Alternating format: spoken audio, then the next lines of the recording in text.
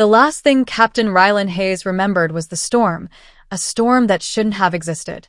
He had been flying a reconnaissance shuttle through the edge of Sector Theta, near the contested borders of the Vareth Dominion, alien space. His mission was simple: scan, record, return. But the storm had swallowed his ship whole. Energy discharges fried the engines, navigation went black, and the next thing he knew, he was plummeting toward a crimson desert. When he woke, everything was silent except the whisper of shifting sand. His ship was half buried, flames sputtering weakly against the alien wind. Rylan staggered out, his visor cracked, his oxygen running low. He scanned the horizon, red dunes, shattered rock, twin suns overhead. Then he saw them. Dark figures gliding across the dunes on silver skimmers, armor gleaming like obsidian, eyes glowing blue. The Vareth. He had been told stories about them, merciless warriors, conquerors of worlds, beings who despised humanity for its expansion into their stars. And leading them, he saw her, tall, silver-haired, wrapped in dark armor that shimmered with living energy. Her eyes locked on him, cold, intelligent, impossibly beautiful. He had heard her name whispered in military briefings: Commander Sareth Valen, the Silver Queen of Vareth, the woman whose fleets had burned 3 human colonies in a single campaign.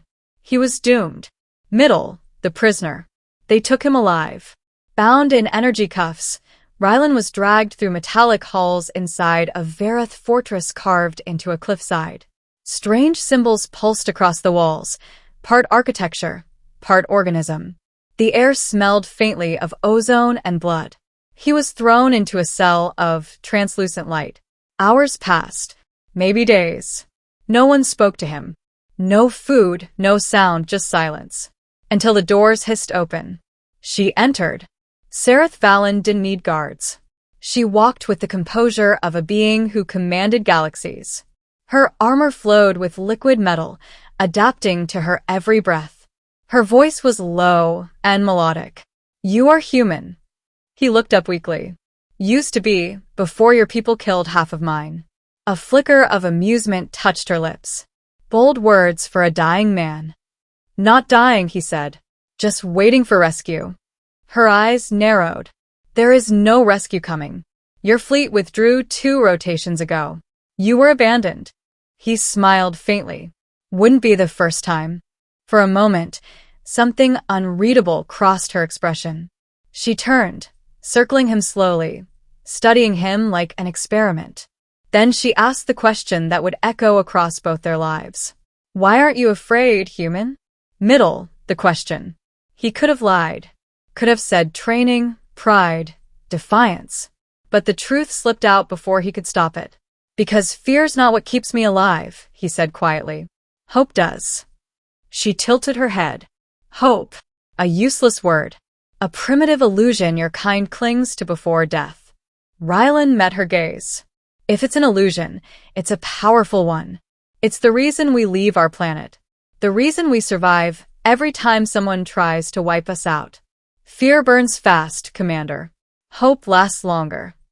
For the first time, she hesitated. Something in his tone, in his steadiness, unsettled her. Most humans screamed, begged, or cursed. He just spoke calm, almost kind. She stepped closer. "You think hope can save you from me?" He smiled faintly. "Maybe not, but it might save you." Her expression hardened. "Explain."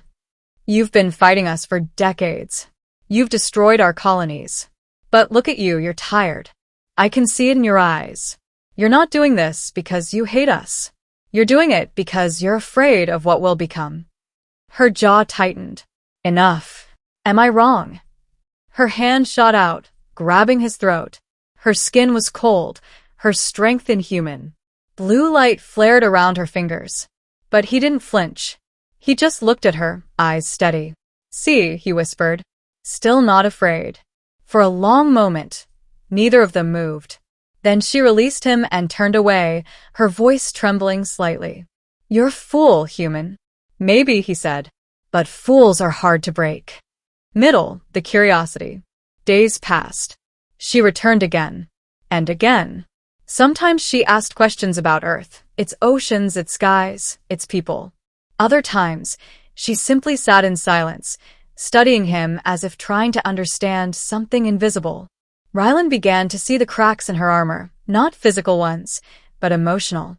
The way her tone softened when she spoke of her world before the war, when the Vareth were explorers, not conquerors. One night, during a power outage, the energy field of his cell flickered. He could see her clearly, without the barrier between them. "You could leave," she said quietly.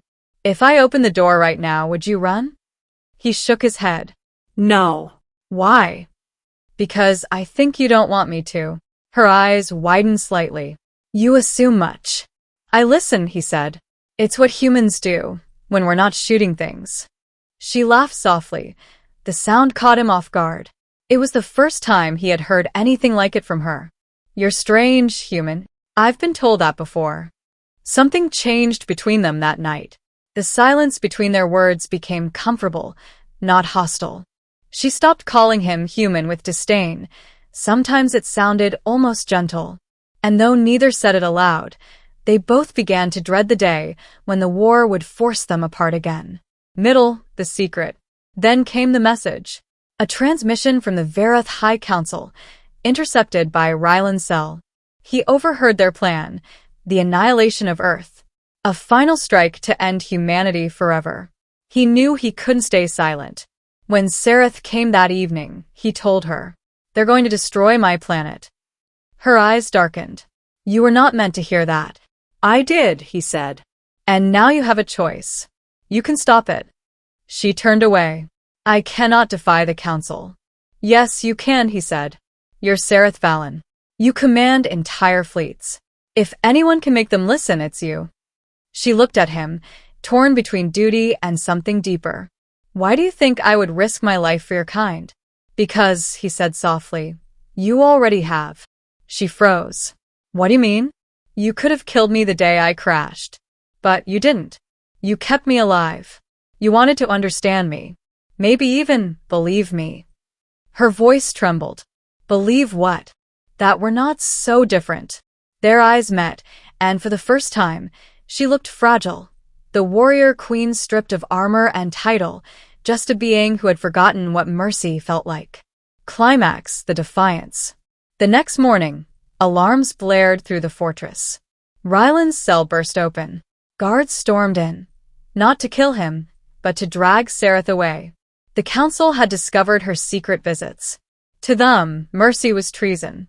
Rylan fought free, stealing a blaster, forcing his way through the corridors. The walls shook as ships launched overhead. He found her bound before a tribunal of Vareth elders. "This human has corrupted your mind," one of them hissed. "You will be purged." Rylan raised the weapon. "Touch her, and I swear." "Human," Sareth shouted. "No." Energy bolts flew. He dived behind a pillar. She broke her restraints, unleashing a shockwave that sent guards flying. Together they ran through the halls, up to the docking bay. A fleet of drones pursued them. Rylan was hit in the shoulder, falling to his knees. "Go," he shouted. "Get to your ship." She turned, fury blazing in her eye.